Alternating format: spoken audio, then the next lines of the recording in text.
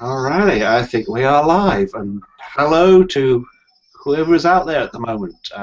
Welcome to what is going to be the Global Star Party, which will be bringing you live views of all things space and images and discussion and lots of stuff. But first of all, I shall introduce you to who we've got with us, and we are going to be starting with the glowing red man over there, Paul. Say hello. Hello. Hello. What time is it there, Paul? It's now 10 p.m. Ah, and clear skies we're hoping still. Yep, still look clear. Awesome. So Paul will be our go-to guy for live and live-ish views, depending on exposure times. And then we have Kevin Franklin. Hello. Hey, everyone. And he is here with... I honestly think probably one of the better Saturn photos I've seen for ages now, and bringing us other pictures he's taken. And we also have Dylan. Hello. Hello, and what are you bringing us this evening, sir? I've got a couple of photos that I've done with my new Hyperstar lens. So I've put together a little presentation about the Hyperstar lens as a kind of introduction about what the lens is about and how it works. It won't run for too long. It was a small presentation I gave to the local SAS Astronomy Club here in Queensland. And yeah, I should be able to run through that pretty quick, and hopefully it's informative. Excellent. Right, so if you're only just joining us right now, you've not stumbled into a bunch of loonies with cameras, well, maybe. This is going to be, hopefully, a very regular thing where we will be broadcasting, hopefully to suit different time zones, most weekends, probably Sunday, Monday-ish, maybe. The timing hasn't been quite sorted out yet. But we will be bringing live views of astronomical objects from planets to the moon to things further afield in deep sky, and also hopefully live views of the sun. For now, though, we have got Paul hopefully bringing us some nice nighttime live stuff, and then we shall have a look at something Kevin has taken very recently. You can find us on Google Plus as the Global Star Party. There'll be whole bunch of people hopefully joining us over the coming weeks and months, and yeah, this should hopefully be one of your better resources for looking at live astronomy and also discussing how we get these photos, these images, and the kind of gear, techniques, frustrations, and things that we all go through trying to get this kind of material. The Q&A app is currently open, so if you have any questions to ask anyone that's with us, including myself and everyone else on the panel here, feel free to go and click on, there should be a little link to the Q&A app, and you'll be able to ask your questions there. They should pop up, and I'll be able to answer your questions, or hopefully answer your questions. So I'm just going to click over to Paul here, and Paul can tell us what he's got for us. We're slowly assembling a picture of the Carina Nebula, one channel at a time, hopefully. One channel at a time. So which channel do we have so far? I think I'm just starting again. Red should pop up in a minute. Excellent. So what is, well, I mean, first of all, whereabouts is the Carina Nebula in the sky? Well, it happens to be in the constellation of Carina, surprisingly enough. Oh, well, all right then. And can I see that from my northern spot? No. I don't think so. It's one of the more spectacular southern objects. It's about 4 times larger than Orion and much brighter as well. It is really, truly a spectacularly large object in the sky, so you'd need a really wide field of view to capture it. And I think Paul is working on a mosaic, which is quite large. How many panels did you say it was going to be, Paul? It started off at 20, but it might shrink a bit yet. Still on the planning process there. Okay. Jeez. 20 panels. Now, for anyone that's not familiar with some of the processes behind astrophotography, if you're taking multiple images to start with to form just one panel, but if you're then taking multiple panels, that is a lot of information that you're gathering. That is incredible, and a lot of work and coordination. And Tom is asking if we can embiggen the picture. that seems to be most of Paul's screen. I guess, can you, yeah, full screen zoom in, yeah. Yeah, unfortunately not. We can save it, do it that way. Yeah, I think Google Hangouts just keeps the app UI stuff around it when you're screen sharing just the app. Does this nebula show up in hydrogen alpha and other narrowband wavelengths? Is this an emission nebula? Mm-hmm. It is, and I'll do the hydrogen alpha in a minute, and we'll show that off. This is now the full red, green, and blue combined image. So that is. I mean, how many images did you take to get the RGB? Was it just one of each? Yeah, that's just one of each, 20 seconds long. Yeah. See, 20 seconds. 20 seconds is nothing. That is a bright object, and after you start stretching this thing, it just becomes ridiculously spectacular.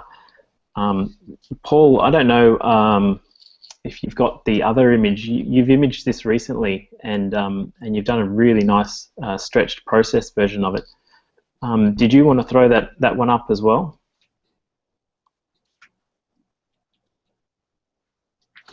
I've got it actually. I can throw it up just quickly. Oh, hang on. Whoa. Okay. Wow. Okay, that's colourful, Paul. Good, great. Isn't that spectacular? That's many hours worth of exposures and quite a bit of hydrogen alpha.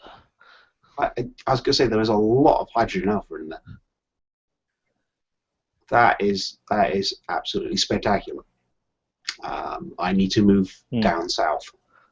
By down south, I mean way south. Paul, what is the blend of hydrogen alpha in that? How much? I can't remember the exact what I ended up with there, but there's quite a bit. You blend that into the red channel? No, I actually use that as a separate red channel in lighten mode in Photoshop. I'm taking notes right now because I have yet to go down the dark route of imaging like this, so I'm just making a quick mental note. Extra red channel. That is absolutely spectacular. Now, if you could get live views like that, you know. I like the you can see in the dark spots. There's some of those spots which are just hanging off in space. These little dark patches of clouds. They're called Bock globules, named after an Australian astronomer, and they relate to those really dense patches of dust that coalesce and become stars. The Bock globules are like the little star sperm that become new baby stars. That's the expression star sperm right there is kind of terrifying. I'm not gonna lie, because you know. I'm copywriting that one. Thanks. Yep. Yeah, that's going into Urban Dictionary in just a few minutes. Quickly making an entry. All right. Well, I think I should move on to Kevin here, and I think he can show us something a little bit nearer to Earth. And to be honest with you, just as spectacular. So, Kevin, I shall hand over to you, and you can introduce your recent image.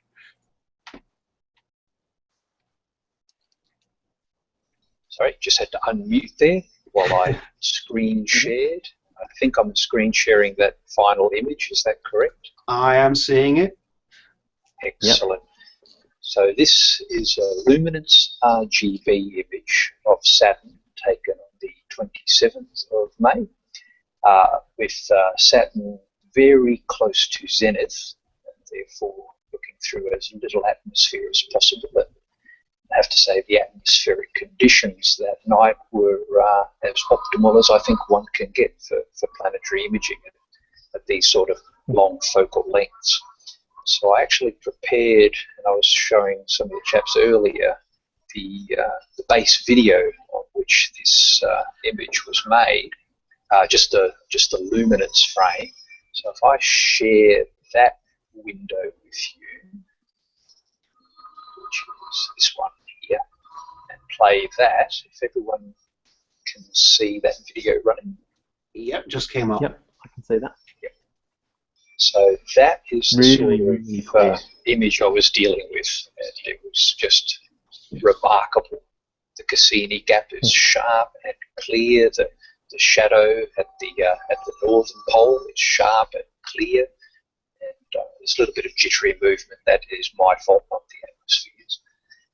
But that was as good, I think, as I'm going to see. I will continue to keep trying as the season progresses. Saturn gets smaller and smaller to try and get a few more prime images such as that one, especially as the shadow lengthens across the back of the rings there. Very spectacular views to be had yet, but this is the top of my Saturn season, I'd have to say. That is. And that was a 3-minute video for that channel, so well, I chose 12 minutes of frames. That was I chose as an arbitrary limit 10,000 frames for the luminance channel, and that was, I think, the problem that I've had previously, was that I've limited myself to 2 minutes of luminance, and the end result still ends up with a lot of grainy noise in it, which I've managed to eliminate from this, just because I had so many frames to choose from. I stacked 50, but the seeing was so good, I was able to stack 50% of 10,000 luminance frames, and basically come up with a noise-free luminance layer. The color layers that I used were 1-minute videos each, just 60 seconds, and therefore they still had a lot of noise that I had to work out through the processing. I was going to put up a screen of the actual Photoshop window outlining the processing stages, going from the base RGB stack right through the vibrance and the levels and exposure and all the different adjustments I make to the image before putting it out there. But for some reason, Photoshop won't screen share very well. So I don't think that was the white screen we were seeing before. So I'll just give up on that. You post images of planets for almost a year now, I think, on Google Plus, and this particular one is it's got to be the best Saturn I've seen you post. Was it all just down to seeing, or what? Why is this one so much better than the others? Astrophotography, as we all know, has a very steep learning curve, and I'm still climbing up that. And this is just, I guess, the seeing was a factor in getting such a good image. But in terms of my technique in acquisition, settings, and the focus, and the amount of recording, and then the post-processing is, as we all know, you just get better and better and slicker at it all the time, until you start getting images that you're actually happy with. I mean, we're all happy with the very first images we took, and I don't mind actually screen sharing today. The first Saturn image I ever acquired. Now, am I still screen sharing? Yes. Yep. So there you can see on the screen the first Saturn I ever acquired. I was going to say that's you can tell that it's Saturn. I was going to say that's very. Sorry, that's very similar to my very first Saturn, and I suspect, much like me, you were very proud of that photo at the time. Oh, I was stoked. Absolutely stoked. And that was 3 years ago. That was the Saturn opposition of 3 years ago, and now there we are. So it's just a progression. Was it good? Yes, the seeing was definitely a factor, but you just practice and you get better, and you learn from your mistakes, and you learn from the mistakes of others. You basically put it all together bit by bit. I've got a question here, which I think, Kevin, you can answer quite nicely, because we discussed this earlier. Tom wants to know, Tom Nathy? I can never pronounce your last name, sorry, Tom. He's like... Tom's a regular. How do you guys get such sharp focus? Mine always turns out sort of soft. Yeah, and focus is the other thing. Seeing is something you don't have very much control over. although a lot of the big guys, the actual players in the field, will say you can control the seeing by controlling the local environment. That is where you put your telescope and how you set up your telescope, which I haven't put a lot of effort into, I have to say. But then you've got to start somewhere. But in terms of the focus, that's the next big thing. After seeing is focus. And if you haven't got good focus, you're not going to get good images. And if you haven't got good seeing, you're not going to get good focus. And the reason for that is that the image that you're looking at, the raw video image, such as the one that I was showing you before, if it's wobbly enough, if the atmosphere is turbulent enough, you just cannot tell that you're focused. And that's the big problem, is that they talk about lucky seeing in planetary astrophotography, and that is that you're trying to pick out those rare moments where there is focus. The problem is that there are rare moments of focus when you're out of focus, if you understand what I mean. And that means that you're going to think you're in focus, but then when you average out thousands of frames, you're just that ever so much out of focus. And a lot of the planetary imaging that I see posted on Google Plus, and that is the fault. And I have to say, the one that you showed before of your current seeing, I would suspect that some of that isn't just the seeing. That's yours, Chris, that you were showing. Yes. I think that's going to be out of focus rather than just bad seeing. And the reason is the seeing so bad that there's no way of knowing that you're focused. I mean, that's the one. Yeah, that was mine. I mean, your Saturn is at 80 degrees, you were saying, and I think mine was straight up and down. Yeah. I think mine was about 18, maybe 19 degrees off the horizon. I mean, that plays a big factor, that how far up, if you're looking through more and more cloud, well, not cloud, but atmosphere, then your seeing goes horrible. And yes, that was mine. I mean, I was using that with such bad seeing, you just don't know that you're focused or not. It's just impossible to tell. What sort of focuser are you using, Kevin? With mine, I've got it's a Meade zero image shift focuser, which is a big, heavy, clunky piece of junk that sits right on the back of the SCT. And I actually took it off for a while because it was so frustrating. It takes up so much space with the fork mount that I got rid of it. But then when I started doing some planetary imaging this season, I had to bring it back because focus is just so difficult when you're just twiddling knobs at the back of the optical assembly. You really need something that has to be hands-free, and that is push button, which is what mine is, connected by a coil wire. Hands-free, so that you don't move the telescope while you're changing focus, and so that you can get very fine degrees of focus at the same time. And for all its flaws, the thing that I'm using, the Meade contraption, actually works very well for that. And there are many variations on that theme, and there's motorized focuses and automatic focuses, and a lot of the automatic programs, such as the one Paul uses, have focusing ASCOM drivers for the focuser built into the program, so that it's constantly fixing the focus while you're imaging. That's amazing. It's a fantastic image. Hey, Chris, can we jump back over to Paul? I just wanted to, I think he's got his hydrogen. He's got something impressive. What we got here then, Paul? Yep, that's the 60 seconds of hydrogen on the Carina Nebula.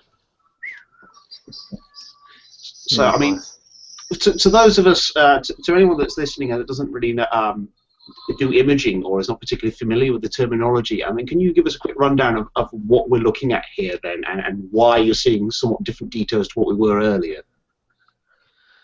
This is a 12 nanometer slice at 656 nanometers, which is right in the middle of the red part of the spectrum. It's mainly the emission of excited hydrogen, which produces a different sort of look than normal wideband filters.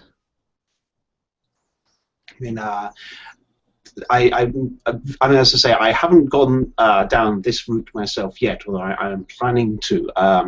I believe one of the benefits of this is if you're in a light polluted environment, you, generally speaking, because you're looking at such a thin slice of the spectrum, that light pollution isn't such a factor anymore, if at all?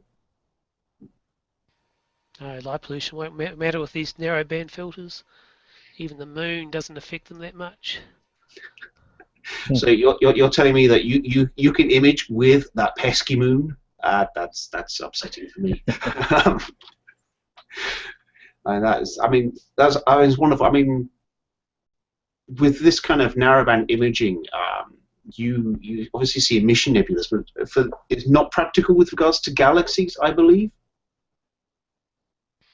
Galaxies do have hydrogen in them, which I'll show you shortly. Fantastic. And just so anyone viewing is aware, this particular image, we'll show a lot of images tonight, but this particular image has just come down off the scope. So it's fresh insofar as light from millions and millions of light years away can be fresh, but it is fresh off the scope. Yes, I mean this is, I suppose, as live as you'll get with this kind of imaging, really. Yes. I mean, this is the light that's been travelling for an incredible amount of time, that is literally just a few moments ago bounced off a couple of mirrors, entered a sensor, and is now being shown to you. So, I mean, that's technology. It's wonderful. All right. Well, I think I should give Paul a chance to find something else to image and show off to us. And I think we'll move over to you, Dylan, and we can talk a little bit about Hyperstar and what that's all about. Sure. So I'll just get this presentation up here. Can you let me know if it's sharing correctly? Okay. Yep. Is that full screen? No, it's gone back to a picture. It's gone back to you. Oh, okay. It's not going to go full screen, so I'm just going to have to run through the slides this way. Just give me a sec. Technology, both wonderful and frustrating at the same time. I did notice actually Sylvian mentioned that Kevin's first photo of Saturn looked probably something like Galileo saw when he first got into looking through his telescope. Okay, can you see my slides now? Yes. So I'm in good company then. Yes, you are now being compared to Galileo. All right, this is a quick intro on hyperstar imaging. That's a photo of me in my backyard with my 9¼ Schmidt-Cassegrain telescope. It's an exciting time to be an astronomer right now. The basics of telescope optics are still the same. You know, the way telescopes work and the way glass works is still fundamentally unchanged. So the advances we have happening right now were go-to mounts.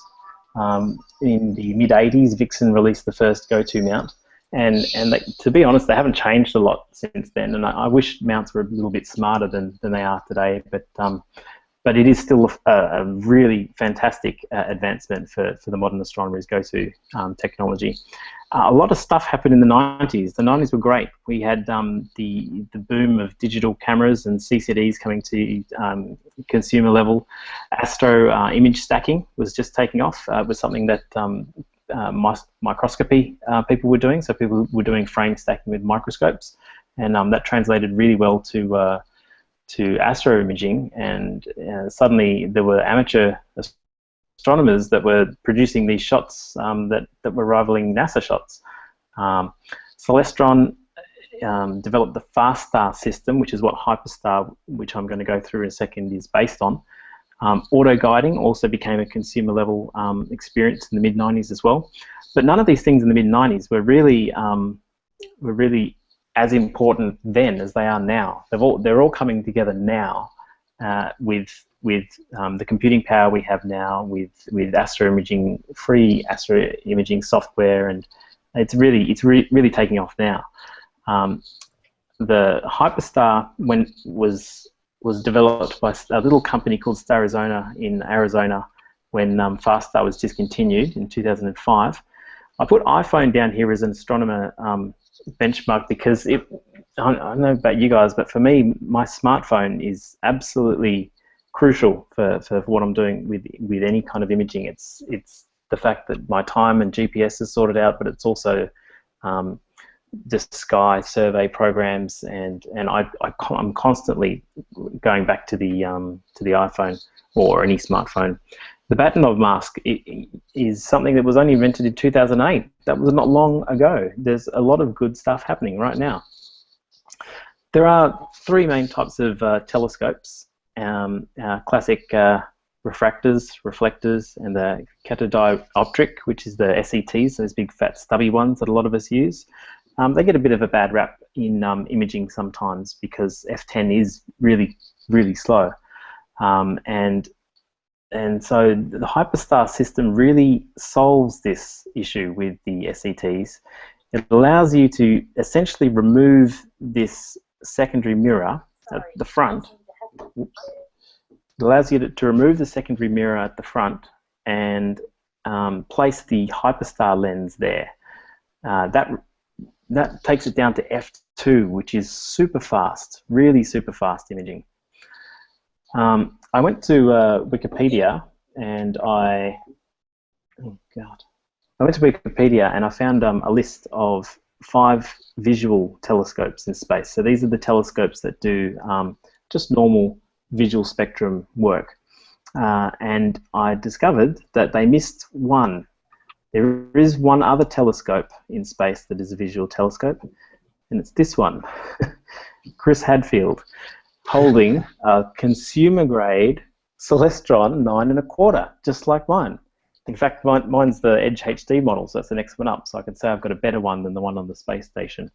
But they did. They put a consumer-level Celestron, bought from a shop, the little dinky shop in Arizona, with a Hyperstar lens into space so that they could take photos back on Earth.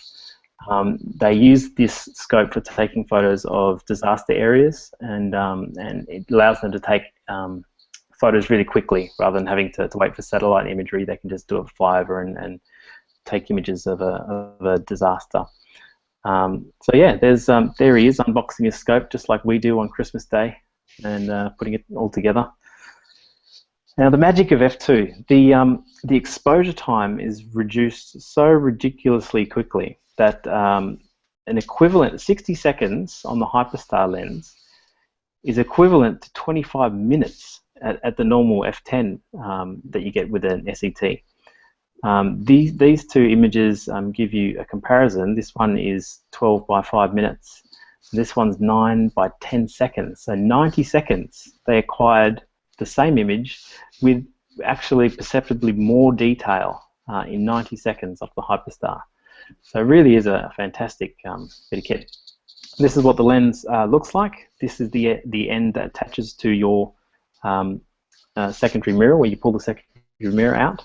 These little white screws allow you to loosen the whole assembly so you can rotate the camera around, and that rotates freely, and then you just tighten them back up again. You've got these long inner screws for collimating the lens so that you don't get the airy discs unbalanced on one side. You have a 2-inch thread for your CCD here, and the QHY CCDs are really nicely matched to this because they're long, so they don't block a lot of light sitting in front of your scope here. And there is also a filter holder in here, so you can place filters in there if you want to. It's not as convenient as having a filter wheel that's automated or anything like that, but you can, I put a UHC, an ultra high contrast filter in there, but you could put anything in there really.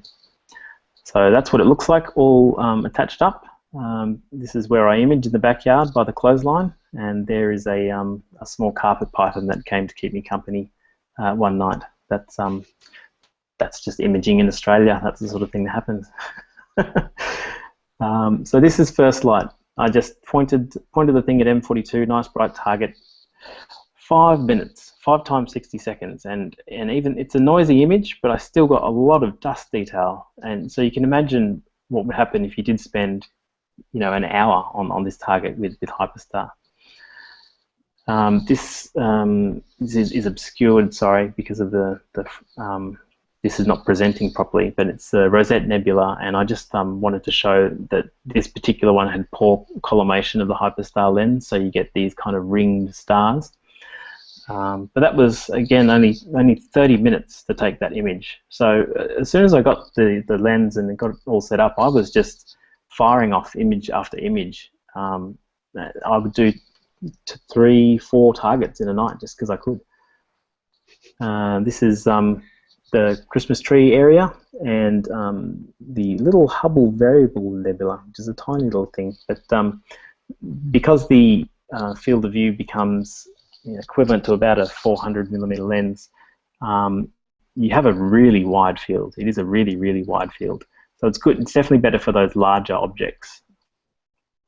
Here is the Leo Triplet, also with hyperstar, 30 minutes. It's so ridiculously quick. The Flame and Horsehead Nebula, and you can see the lovely diffraction spikes here. You can take the cables off the front of your. I'll just head back here. You can see the cables hanging off the front here from the camera. Some people like to put them at right angles, and if you put them at right angles, then your diffraction spikes will look like nice crosses. Which is fine. I personally prefer this kind of angled diffraction spike. It seems a little bit more natural to me. Kind of like how your eyelash would distort the light coming in as well, because the cables are just hanging down one side, so you get a top and bottom diffraction spike.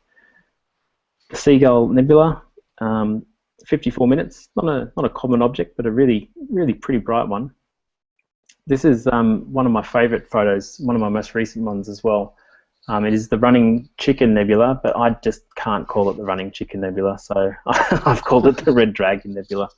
But it's a funny thing with with the way people name nebulas. It's really not official at all. It's not like there's a governing body who names them. It's just people make up stuff. So I'm calling it the Red Dragon Nebula, and that's my story, and I'm sticking to it. But yeah, 60 minutes. Really nice, sharp, small stars. And there's the Bok globules I was talking about before, which give rise to stars. And this was an example of the Carina Nebula, which was the one Paul was showing us just a minute ago. So these are relatively unstretched. You can see I've pulled the histogram in here. So this is coming straight off the camera. I haven't actually done any processing at all. I'm getting these ridiculously bright results. Because I'm using the Edge HD Celestron, the corners of the image are just beautifully flat, with no flats applied to this whatsoever, straight off the camera. There's no distortion on the edge of the stars, and no vignetting. There is a little bit, but it's almost imperceptible. Really, really nice. And the end result for that Carina Nebula was 117 minutes, which is long in terms of hyperstar time, but not really long in terms of the way you could image this nebula. You could take you days or weeks with mono or narrowband equipment. But yeah, 117 minutes with one dark, and I was really quite pleased with that result. It doesn't have the detail that that Paul's hydrogen image has because of those extra narrowband and LRGB processors, but for a one-shot color camera and hyperstar lens, it's really, really fast. We were talking about our comparisons before with Kevin's first Saturn and his last Saturn. This was my image 12 months ago of the same target, the Eta Carina star system in the middle of the Carina Nebula. Didn't know what I was doing, no guiding, using a DSLR, a Nikon DSLR at that. 1 second exposure because my guiding was so bad, and just hopeless. But in 12 months, I've sort of got my chops up a bit over the time, and with the hyperstar lens, because I cut my teeth on f10. By the time I was getting good at f10 and then reverted to f2, everything was just super sharp and super easy. So that was really nice, and that's really the end of my little soapbox. Is there any questions? Yes. Can I have one now? It's really nice. The Hyperstar, I've become an evangelist for Hyperstar. It's just fantastic. And Does it actually change the field of view? It does, yeah. So the scope behind me is normally 2,500. It makes it a really wide field of view. So that's yeah. I mean, that's one of the problems I'm going to suffer if I go down the same route with a CCD camera, is that I plugged mine into the back of my knee back there, and my field of view is really, really small. So my guiding is going to have to be meticulous, and with that mount, it's going to be ridiculously hard to do that. Although I'm going to give it a go. I have a focal reducer that I can plug onto the back of the scope that makes it a wider field of view and f6.3. But I mean, compared to f2 and the wide field you've got, I mean, that's still really quite comparatively slow. This is as much but as definitely everything becomes much more forgiving. Yes. Is that Kevin? Yeah, sorry, I've got a lag there, so I don't mean to interrupt you. I'm trying to get in between, but there's a bit of a time lag there. But this is as much as the Mead can see of the Carina Nebula. The imaging chip that I use. That's a very small inner part of the entire object. It is massive, but that's good. That's really nice and sharp for such a long focal length. That's with the Mead DSi too, so it's not a particularly capable camera either. That's. I was going to say I use all my deep sky stuff so far has been using a D300, so a Nikon camera. Which balancing on that kind of mount is horrible, and of course it's just compared to a proper CCD and to something like a Hyperstar system is yes. I look forward to changing cameras in that regard. And talking of views, Paul here has been displaying for a bit a rather shiny globular cluster.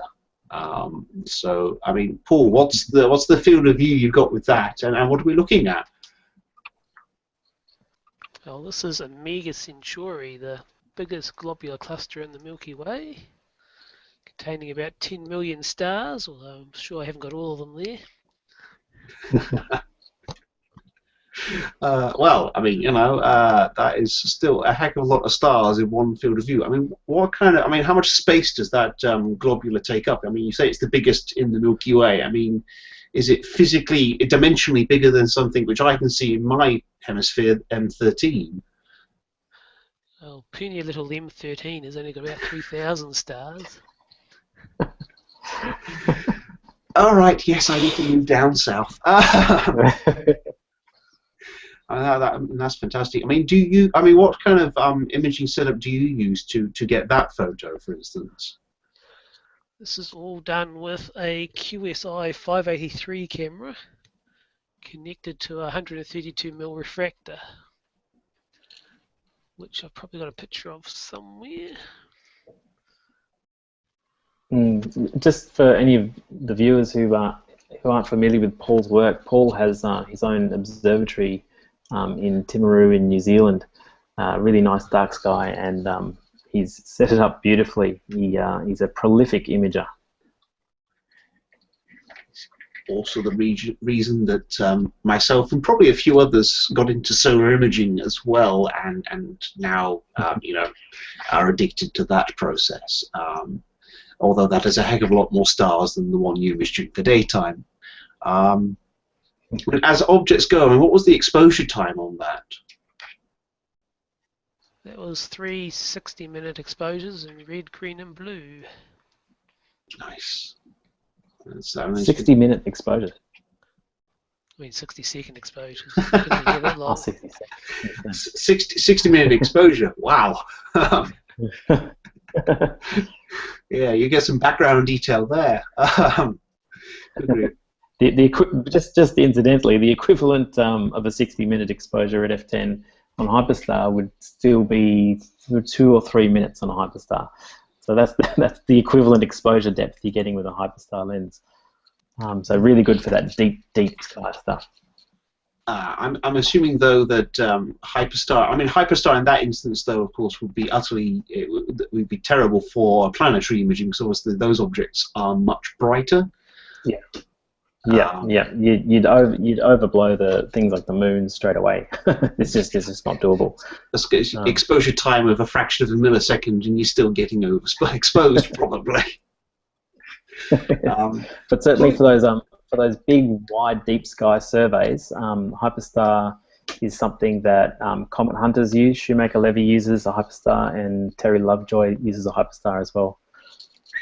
I mean, and that's Paul's setup right there. So from left to right, Paul, what are we looking at? Or right to left, your choice.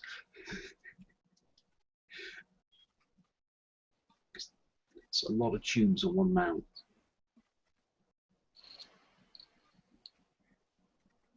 I don't know if Paul's talking, we can't hear him, or what. I'm taking a guess. One of those is his lunt hydrogen alpha. Should probably unmute. Yeah, I can see that one. Ah, there we go. A little 60mm hydrogen alpha oscilloscope there. The one in the middle is the 132mm refractor, and the one on the other side is the 80mm oscilloscope. Nice, very, very nice. Well, before I jump into a couple of pictures I've taken myself this month, although British weather is terrible, I'm just going to jump over to Kevin for a second.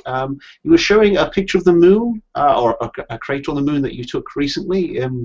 Might be worth having a look at that. Yes. Have a look at that. We all recognise that as Plato crater. Well, you say this, but I'm terrible without a moon atlas in front of me. So now we are at the bottom of the Mare Iridium.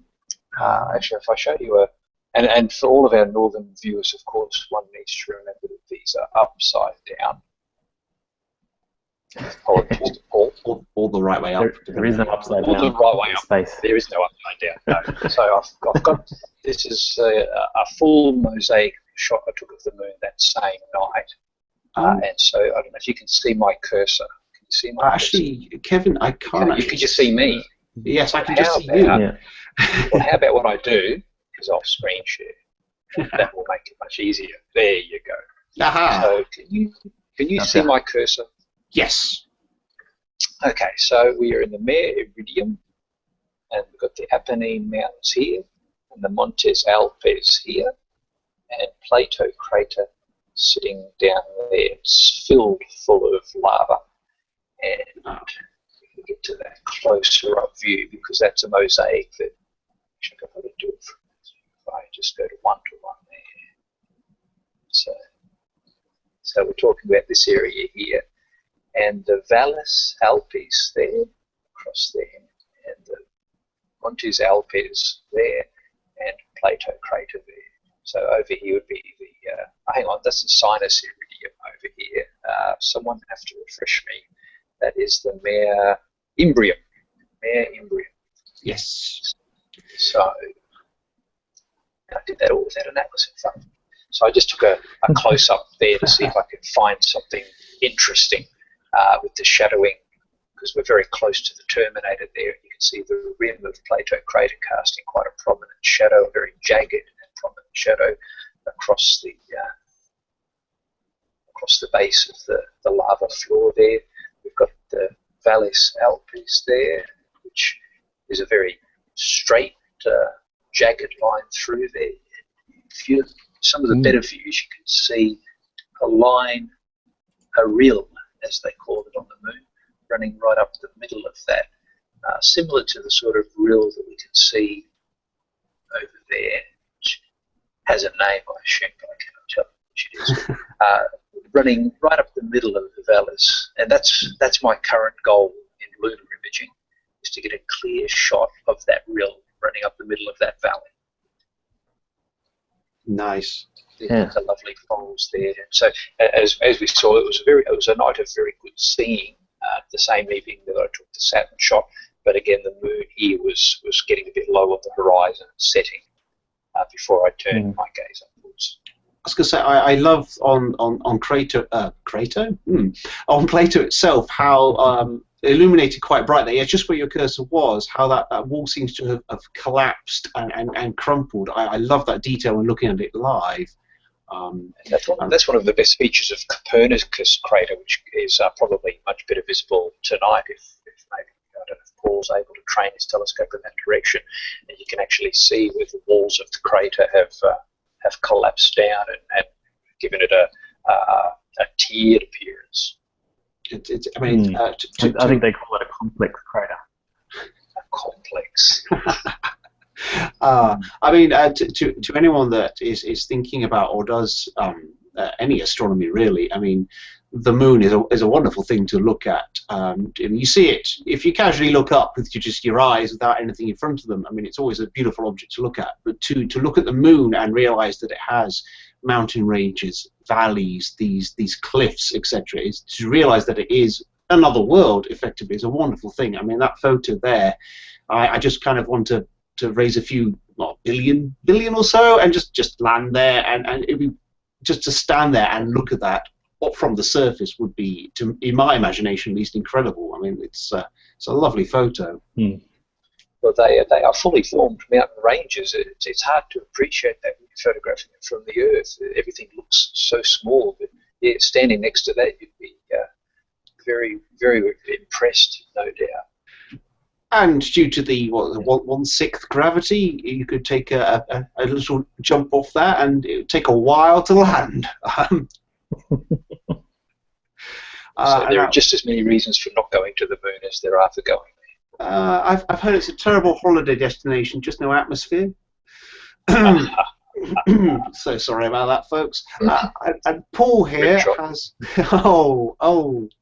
and Paul here has got looks like a galaxy from here. What have we got here, Paul?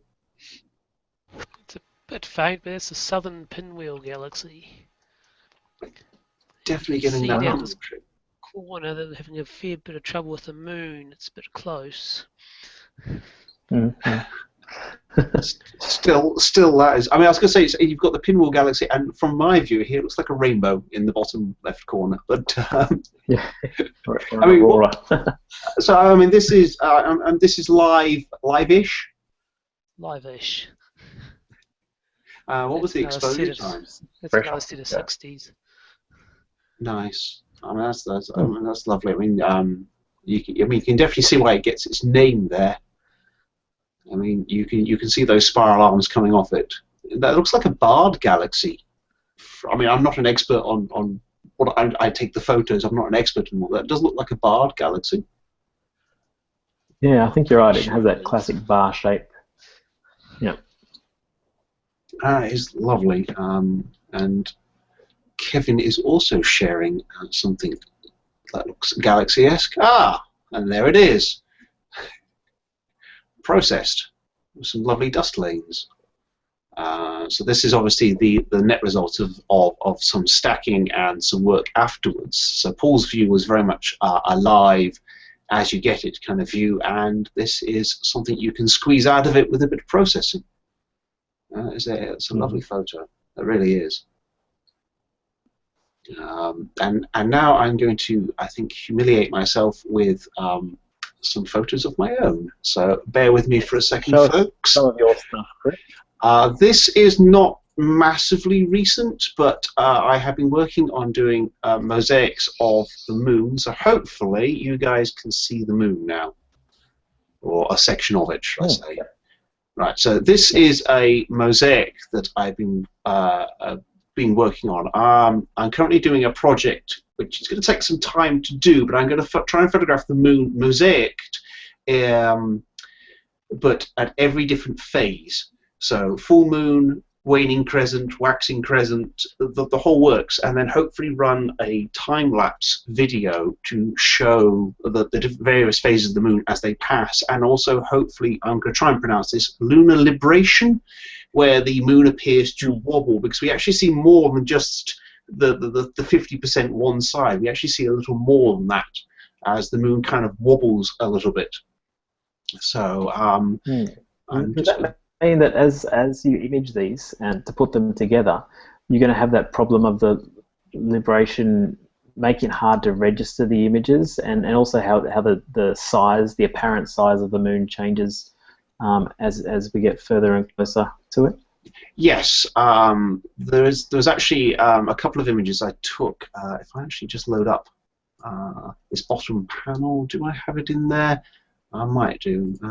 Yes. So this image of a crescent moon, waxing crescent, as it's aptly titled there, was actually larger in physical dimensions than the other image, because the moon at that point was ever so slightly closer. So what I'm going to have to do is I'm going to have to scale the moon. It won't be entirely accurate because of it, but I'm going to have to scale the moon so its circumference is the same in each shot, which will cause a few headaches, I suspect, but it's probably the only way I'm going to be able to do this without multiple days back-to-back of clear skies. But as you can see, the mosaic, I mean, it's stitched together pretty well. As soon as I get towards the Terminator, though, stitching gets a little trickier, although I'm learning to ignore registacks now for stitching these kind of images. I think I'm done with the frustrations of that application now. So it's a good program, but I think I can use other ones with more effect. But I can't name my treat. It sounds like it's going to be quite a hard thing to do as well, because the moon phase sort of shifts by is it about 3% every day? So sometimes you don't see it because it's on the other side of the Earth, and other times it's during the day as well. Yeah. So yeah, I mean, is it even possible from the one location to get all the phases? I have absolutely no idea. This is one of those kind of harebrained, well, let's see what happens kind of things. Everything I've done with astronomy, I've learnt just by trial, error, dropping things in the night, and various mistakes. So it's a work in progress, and we'll see how it happens. I mean, the moon's not particularly favourable this time of year anyhow, so I'm going to have to start my project again probably in August, September time. And I will just keep taking photos and see what I get. And if I have to buy a private jet to move to different locations, then so be it, I will. Well, you can come have a beer down south. That could be a plan. Right then, I'm just going to see something a bit more recent, and I'm also going to share out a few others that have been submitted from Russell, who's not joined us live, but he did say that I could share out a couple of his pictures to show you. So I'm going to start off with this one I took earlier in the month, not so long ago actually. This one is, of course, hopefully you can see that, hydrogen alpha view of the Sun. And I've put on the side here a scale just to give you a kind of a sense. Now this was through hazy cloud and really bad seeing, because it was midday, so the ground and everything was rather warm, so I got a lot of heat rising, so it made it rather tricky to image, but it gives you a sense of scale with these images. I mean, the Earth here, bless it, would be toast if it was that close, but that gives you its relative size. And this eruption here, this prominence is roughly, because the scale is only an estimate, is about 100,000 kilometers high. And when you consider the size of the Earth to that, I mean, that is quite a phenomenal size. And again, this is imaged through hydrogen alpha wavelength, much like the hydrogen alpha that you image deep sky objects with, but with a lot of shielding and energy reflection going on to make sure you don't blind yourself or melt your optics. So yes, folks, generic warning, but never look at the Sun unless you're using a specialist telescope or filter and have some kind of knowledge of these things, because not only will you damage your gear, you will probably send yourself blind quite quickly. And I say probably, most definitely. And then this is again the Sun, but this is an image Russell took, and this is in white light. So this is basically all the light, all the wavelengths coming in from the Sun, but dimmed down to like 99.99% of the light is blocked out. So it's a very dim image, although it's still very bright to a camera, but it's dim enough for you to see sunspots. And this is a wonderful active region that Russell captured. I can't remember which active region it was, But And he's got some really nice granulation there as well. I think he's just using solar film. I spoke to him about it, and for just straight solar film, that is a absolutely fantastic result.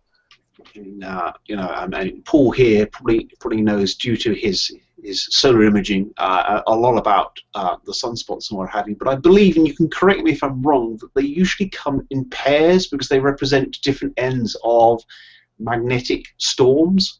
So like you've got like almost like a north-south thing going on, I think. Paul, you can correct me if you want. That's what I thought too as well. But I'm not so sure. I just don't know enough about it. It's going to say to photograph these things is a wonderful thing, but to get all the science down is also another challenge. But it's a fantastic picture by Russell.